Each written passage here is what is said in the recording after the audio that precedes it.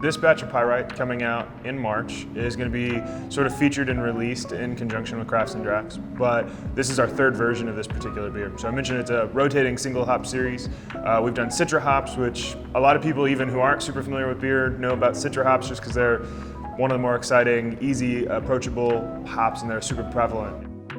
We chose to do Crafts and Drafts because it's an event in our hometown. We both grew up in Canyon, and so to be able to participate in an event at a museum that we used to go to as elementary school kids is pretty exciting, especially when we're, you know, a feature and we're doing some of the effort and serving some beer. And so it's really exciting to help, you know, be a part of that.